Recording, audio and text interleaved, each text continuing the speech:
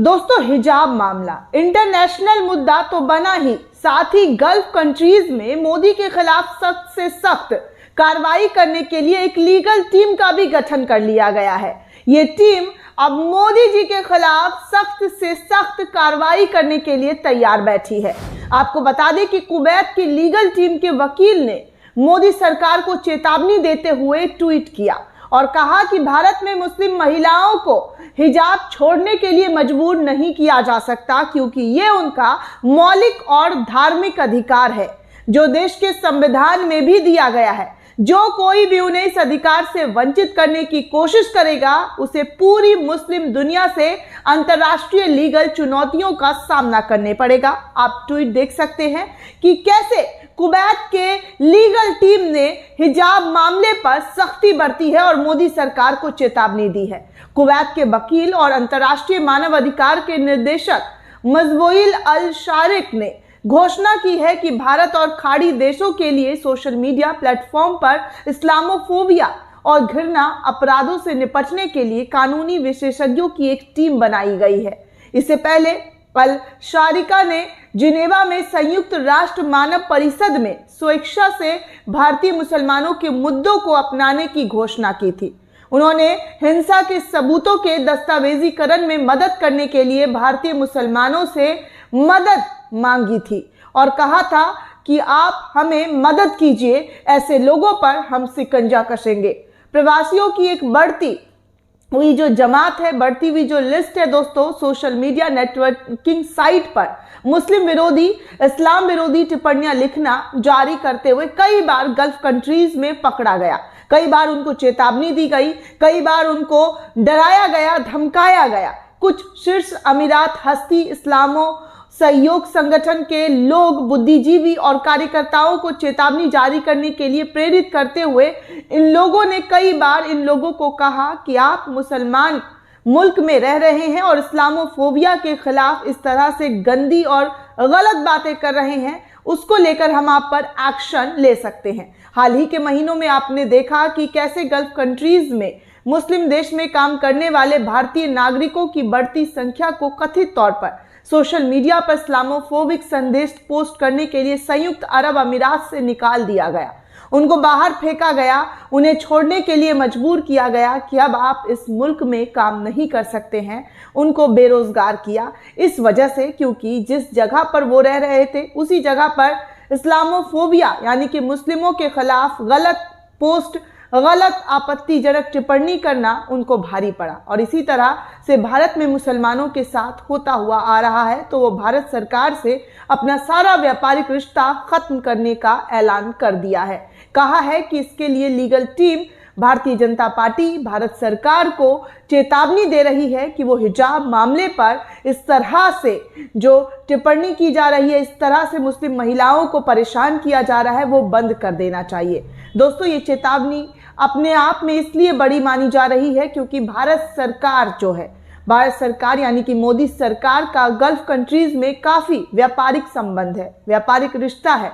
तेल से लेकर तमाम कच्ची चीजें बाहरी मुल्क से आते जाते हैं। ऐसे में अगर मोदी सरकार ने जल्द ही इस मसले पर कदम नहीं उठाया तो इसका नतीजा वो भुगतने के लिए तैयार हो जाए, ऐसा अब कुवैत के भी लीगल टीम ने ऐलान कर दिया है। आपको बता दें दोस्तों कि इस्लामिक सहयोग संगठन OIC के महासचिव हिसैन इब्राहिम ताहा ने भी सोमवार को मुसलमानों और उनके पूजा स्थलों को निशाना बनाने वाले लगातार हमले यानी कि मस्जिदों पर हमला बनाने को लेकर काफी अलग अलग राज्यों में मुस्लिम विरोधी कानूनों की हालिया प्रवृत्ति और मुसलमानों के खिलाफ हिंसा की बढ़ती घटनाओं पर गहरी चिंता व्यक्त की। OIC की टीम ने इसको लेकर एक मीटिंग भी बिठाई और भारतीय जनता पार्टी की हुकूमत पर शिकंजा कसने की बात कही है। सऊदी प्रेस एजेंसी यानी कि SPA ने बताया कि OIC ने हाल ही में कर्नाटक राज्य में मुस्लिम महिलाएं, मुस्लिम छात्रों के हिजाब पहनने पर प्रतिबंध लगाने पर चिंता जाहिर की है। इसमें उत्तराखंड राज्य के हरिद्वार में मुसलमानों के नरसंहार से लेकर सार्वजनिक आहन पर जिस तरह से मुसलमानों को मारने काटने की बात की गई, धर्म संसद के नाम पर उस पर भी चिंता व्यक्त की और सोशल मीडिया साइटों पर मुस्लिम महिलाओं के उत्पीड़न की घटनाओं की सूचना भी दी। OIC ने इस संबंध में आवश्यक उपाय करने के लिए अंतर्राष्ट्रीय समुदाय विशेष रूप से संयुक्त राष्ट्र तंत्र और मानव अधिकार परिषद यानी कि HRC की विशेष प्रक्रियाओं का आहवान किया था। OIC ने आगे भारत से अपने सदस्यों के जीवन के तरीके की रक्षा करते हुए मुस्लिम समुदाय की सुरक्षा और भलाई सुनिश्चित करने और उनके खिलाफ हिंसा और घृणा अपराधों के लिए उकसाने वालों और अपराधियों को न्याय के कटघरे में लाने का मोदी सरकार से आग्रह किया है। उन्होंने कहा है कि भारत में जिस तरह से मुसलमान महिलाओं हो या फिर मुसलमान समुदाय के लोग हों, जिस तरह से उन पर अत्याचार और जुल्म किया जा रहा है, कभी पाकिस्तान के नाम को लेकर, कभी हिंदू मुसलमान करके, कभी लिंच करके, तो इस पर मोदी सरकार को ध्यान देना चाहिए। नहीं तो विदेशों में बैठे जो मानवाधिकार के लोग हैं वो इस पर शिकंजा कसने के लिए तत्पर आगे आएंगे। दोस्तों, जिस तरह से कल भी आपने देखा कि मध्य प्रदेश में सोमवार को कैसे भगवा गुंडे अपनी गुंडई करते हुए नजर आए, कैसे छात्रों के साथ बदतमीजी करते हुए नजर आए। मध्य प्रदेश के स्कूल कॉलेज में हिजाब बैन की बात से सरकार के इनकार के बाद भी विवाद थमने का नाम नहीं ले रहा है, क्योंकि भारतीय जनता पार्टी अपने शासन में इस तरह की चीजों को हवा देती है, इस चिंगारी को आग में तब्दील कर देती है, जो कि हर जगह पर लगता हुआ नजर आ रहा है। सोमवार को गृह मंत्री नरोत्तम मिश्रा के क्षेत्र दतिया के PG कॉलेज में बजरंग दल के कार्यकर्ताओं ने हंगामा मचा दिया। क्यों? क्योंकि वो मुस्लिम छात्राओं को देखकर हुड़दंगबाजी करना शुरू कर दिया। ऐसे ही ये लोग महिलाओं को सम्मान दे रहे हैं। कॉलेज में 2 छात्राओं को हिजाब पहनकर जैसे ही एंट्री करता देखा तो बजरंग दल के कार्यकर्ताओं ने धरना देना शुरू कर दिया। बजरंग दल के कार्यकर्ताओं ने कॉलेज का गेट तक बंद कर दिया और कॉलेज के अंदर ही हंगामा शुरू कर दिया। उन लड़कियों को देखकर जय श्री राम के नारे, जय श्री राम के नारे लगाने शुरू कर दिए, जिसके बाद कॉलेज के प्राचार्य यानी कि प्रिंसिपल ने एक आदेश जारी करते हुए छात्राओं को किसी धार्मिक वस्त्र पहनकर कक्षा में प्रवेश करने की अनुमति से रोक दिया। उन्होंने कहा कि आप किसी भी धार्मिक हिजाब को, बुरखे को पहनकर स्कूल कॉलेज के अंदर नहीं आ सकते हैं। कर्नाटक के बाद अब मध्य प्रदेश में भी ऐसी स्थिति दिखाई दे रही है। हाल ही में शिवराज सरकार ने स्कूल शिक्षा मंत्री इंदर सिंह परमार ने मध्य प्रदेश के स्कूलों में हिजाब पर बैन लगाने का ऐलान किया था, जिसके बाद काफी विवाद बढ़ गया था। शिवराज सरकार के ही एक अन्य मंत्री भूपेंद्र सिंह ने हिजाब पहनकर छात्राओं के प्रवेश की अनुमति देने वाले स्कूल कॉलेजों पर कड़ी कार्रवाई करने की चेतावनी तक दे डाली थी। स्कूल शिक्षा मंत्री के ऐलान के बाद विवाद बढ़ने पर खुद गृह मंत्री नरोत्तम मिश्रा ने बताया था कि राज्य सरकार हिजाब बैन पर कोई विचार नहीं कर रही है।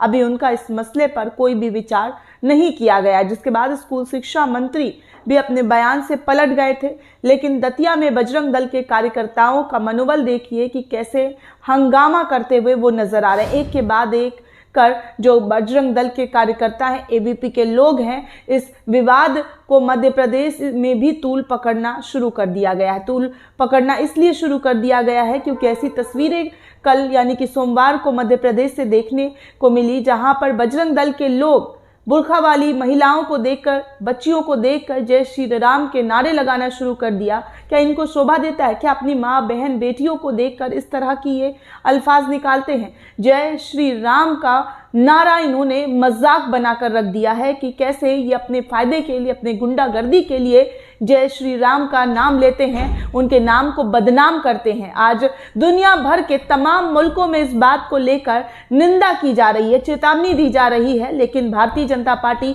अगर नहीं समझती है तो इसके लिए गल्फ कंट्रीज और विदेश में बैठे UN के जो मानव अधिकार के लोग हैं इस पर शिकंजा कसने के लिए तैयार हैं और कहा है कि इस बार भारतीय जनता पार्टी को सबक सिखाने के लिए और जिस तरह से भारत में माहौल खराब करने की जो काम की जा रही है, जिस तरह से भारतीय जनता पार्टी मुसलमानों को, अल्पसंख्यकों को टारगेट कर रही है, उस पर अब कड़ाई से एक्शन लेने की बात कही गई है। ऐसे में तमाम सवाल खड़े होते हैं कि क्या भारतीय जनता पार्टी के लोगों को विदेश नीति, विदेशों से रिश्ता बनाने में खटक रहा है? क्या उनको अपनी इज्जत प्यारी नहीं है? भारत देश में आज तक इस तरह की चीज़ें कभी दिखाई नहीं दी दोस्तों, कभी सुनाई नहीं दी कि दूसरे मुल्क के लोग भारत के मसलों पर बोलते हुए नजर आए, क्योंकि ऐसी चीज़ें, ऐसी तस्वीरें कभी देखने को नहीं मिली। लेकिन आज हर दूसरे दिन ऐसी तस्वीरें सामने आती है जहां पर इनका जो आतंक है, इनका जो गुंडागर्दी है, वो सरेआम,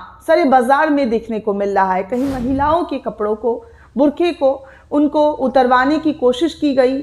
इस तरह की तस्वीरें आज़ाद भारत में बेहद डरा देने वाली है। आप सोचिए कि ऐसी ऐसी तस्वीरें देखकर क्या बाहरी देशों में इस तरह भारत की प्रति गलत धारणा, गलत छवि नहीं जाएगी कि देखो भारत में महिलाओं का कितना सम्मान किया जा रहा है।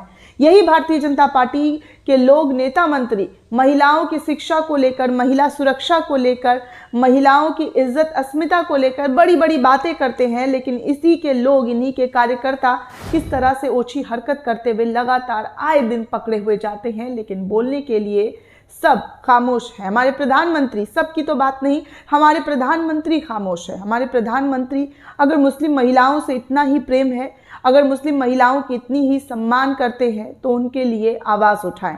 अपने कार्यकर्ता, अपने नेता मंत्रियों पर लगाम लगाएं। आपका एक ट्वीट, एक बयान अल्पसंख्यकों को काफ़ी हिम्मत देगा, लेकिन आप ऐसा करेंगे तब तो, ऐसा बोलेंगे तब तो समझ में आएगा। लेकिन आप इस तरह से मौन धारण करके हर बार अपनी चुप्पी जो इख्तियार कर लेते हैं, उससे साफ संकेत मिलता है कि आप इस जैसे मामले को, इस जैसी घटनाओं को सपोर्ट करते हैं। दोस्तों, अब आप देखिए कि कैसे बाहरी मुल्क में भी इस तरह की चीज़ों को लेकर अब नरेंद्र मोदी सरकार की जमकर किरकिरी हो रही है।